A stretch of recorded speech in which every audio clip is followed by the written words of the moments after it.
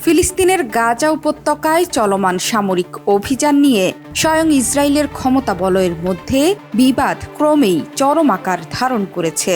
আর এই গৃহবিবাদের মূলে রয়েছে ফিলিস্তিনের স্বাধীনতাকামী সংগঠন হামাসের বিরুদ্ধে ইসরায়েলের বিলিয়ন ডলারের প্রতিরক্ষা বাহিনী আইডিএফ এর চরম ব্যর্থতা।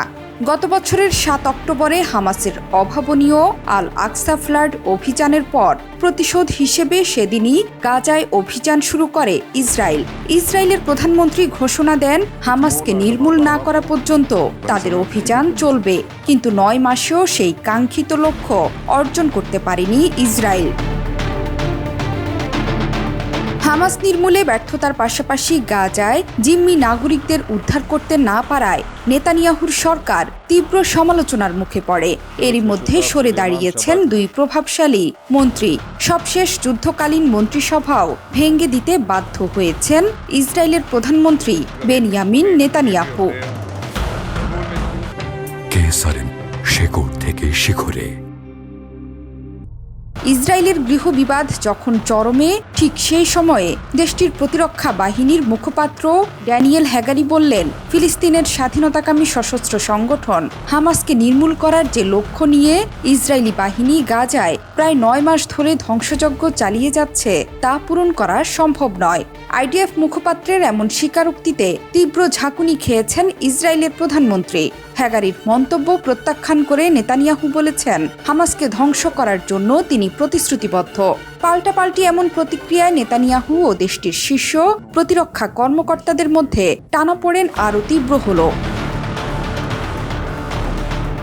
আইডিএফ মুখপাত্র দেশটির টেলিভিশন চ্যানেল 13 নিউজকে দেওয়া সাক্ষাৎকারে বলেন, হামাসকে ধ্বংস করা বা নিশ্চিহ্ন করার চেষ্টা এক কথায় বলতে গেলে তা জনগণের চোখে ধুলো দেওয়ার মতো। কারণ হামাস একটি আদর্শ, আমরা একটি আদর্শকে নির্মূল করতে পারি না। রিয়ার অ্যাডমিরাল হ্যাগারি বলেন, হামাস একটি দল যাদের অবস্থান ফিলিস্তিনি জনগণের হৃদয়ে। যারাই মনে করেন হামাসকে নির্মূল করতে পারি তারা ভুল করছেন। তিনি সতর্ক করে বলেন, ইসরায়েল সরকার যদি বিকল্প না পায় তাহলে হামাস গাজা উপত্যকায় থেকে যাবে। আইডিএফ এর মুখপাত্রের এই স্বীকারোক্তির পরপরই তীব্র প্রতিক্রিয়া জানায় নেতানিয়াহুর কার্যালয়। এক বার্তায় জানিয়েছে, যুদ্ধকালীন মন্ত্রিসভায় হামাসের সামরিক ও দেশ চালানোর সক্ষমতা ধ্বংস করার লক্ষ্যে কাজ করছে।